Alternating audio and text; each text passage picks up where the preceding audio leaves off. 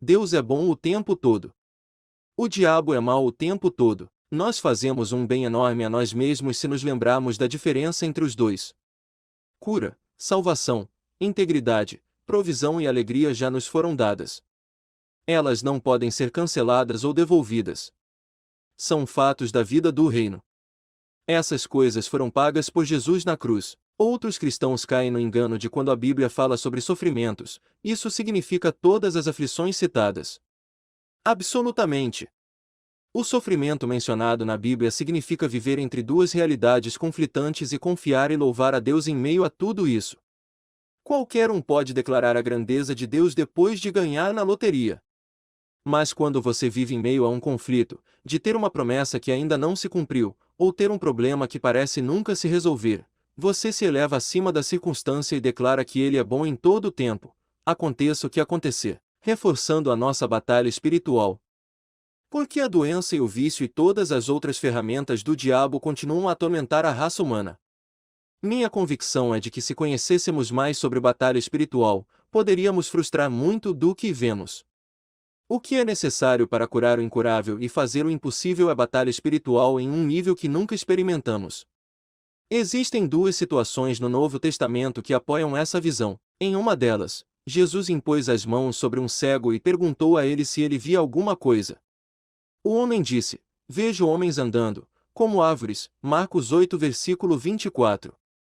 Para obter o milagre completo, o homem necessitava de um segundo toque de Jesus. Ele precisava de persistência. Em outra situação, um filho atormentado tinha um demônio que o lançava na água e no fogo para matá-lo. O pai levou o menino a Jesus e disse: "Mas, se podes fazer alguma coisa, tem compaixão de nós e ajuda-nos."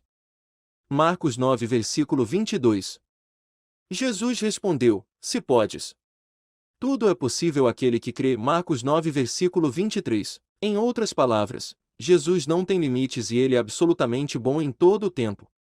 Não havia dúvidas do que Ele queria naquela situação ou do que podia fazer. A responsabilidade do impossível não estava sobre Jesus, mas sobre o pai daquela criança, e nos discípulos que foram incapazes de expulsar o demônio. Certa vez, quando eu estava ministrando no sul da Califórnia, uma mãe me levou uma criança que era atormentada por demônios. A criança mostrava as garras para mim enquanto eu orava e amarrava, e fazia tudo o que eu sabia fazer. No entanto, minhas orações não tinham efeito aparente. A mãe olhou para mim e disse palavras que jamais esquecerei: "Não existe ninguém aqui que possa me ajudar." Por que aquela mãe levou aquela criança até mim? Porque eu representava alguém, Jesus, que é absolutamente perfeito, a quem não falta poder, e que está absolutamente disposto a trazer libertação. É razoável concluir que por eu ter tentado e não ter conseguido libertar a criança que era a vontade de Deus que a criança fosse atormentada. Não, assim como quando os discípulos tentaram, mas falharam em libertar o menino. Mas essa é a teologia que muitas pessoas adotam durante momentos de incerteza. Jesus disse algo completamente diferente: "Esta casta não pode sair senão por meio de oração e jejum." Marcos 9, versículo 29. Jesus não orou nem jejuou naquele momento específico quando curou o menino endemoninhado. Mas ele tinha um suprimento cheio de oração, preparado ao longo do tempo que havia passado com o Pai, a fim de que o céu pudesse se manifestar no mundo natural em um instante. Jesus exerceu a fé em resultado da sua intimidade com Deus, como nós deveríamos fazer. A minha incapacidade de gerar a libertação necessária para a criança me levou ao trono. Preciso ter mais. Quando nos encontramos em momentos incertos da vida, somos como os discípulos naquele momento de fracasso. Eles eram as pessoas mais experientes da terra em milagres naquela época. Ninguém havia visto mais e feito mais do que eles. No entanto, eles se depararam com algo para o qual não conseguiam solução. Isso ainda acontece hoje. Podemos estar diante de problemas e não saber onde estão as ferramentas para gerar a solução. Mas isso não significa que o problema é invencível. Há poder em decidir no seu coração que Deus é bom em todo o tempo, e que a sua vontade para a cura e a integridade não muda, apesar do que vemos no natural. Você pode descansar sabendo que duas coisas lhe são garantidas.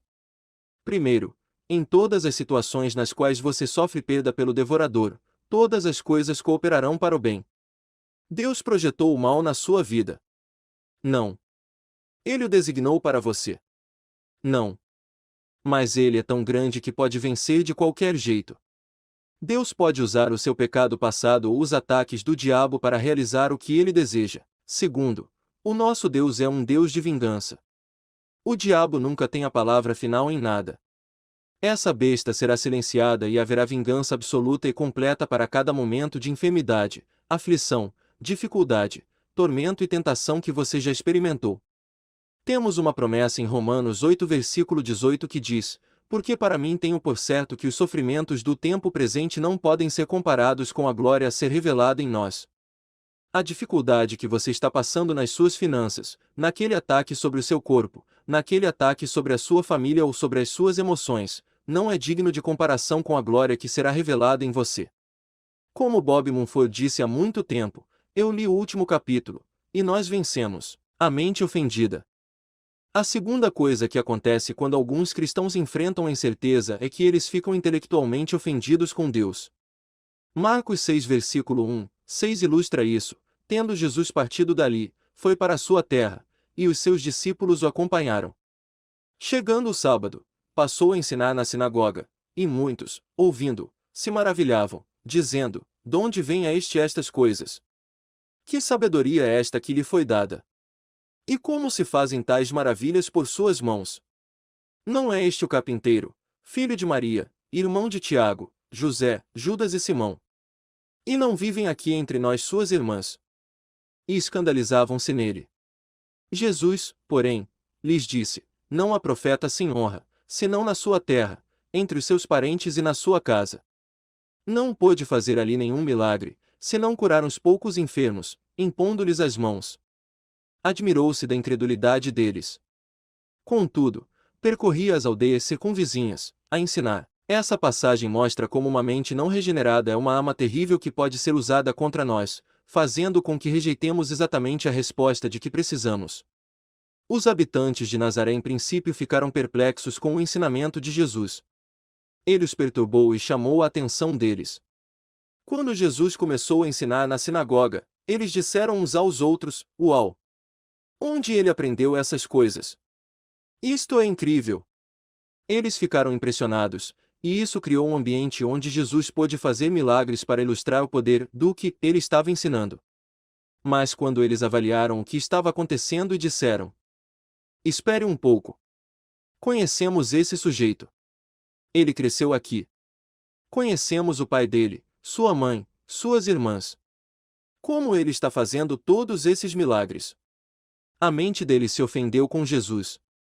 Esse não é o tipo de ofensa em que alguém magoa você. Trata-se de ofensa intelectual, quando você tem perguntas não respondidas que bloqueiam a sua capacidade de confiar no invisível. Muitas vezes, ouço pessoas dizerem coisas do tipo: eu gostaria de poder acreditar que Deus cura as pessoas hoje, mas minha avó morreu há 2 semanas e oramos por ela e ela não foi curada. Ou, eu gostaria de poder acreditar que Deus me ama, mas acabo de passar por um divórcio terrível e conheço um Deus que não permitiria esse tipo de dor. A dor genuína e profunda separa as pessoas de Deus porque elas têm perguntas, mas não têm respostas. As perguntas são permitidas no reino, mas a falta de respostas não deve interromper a comunhão do nosso coração com Deus. Se exigirmos respostas de Deus, então estamos andando no espírito da ofensa. Oséias 6 versículo 3 diz: prossigamos em conhecer ao Senhor. Essa palavra prossigamos pode ser traduzida como caçar. Essa é uma imagem de como devemos buscar apaixonadamente o Senhor, apesar de não entendê-lo completamente ou de não entender completamente os seus caminhos. A resposta está sempre do outro lado da nossa ofensa.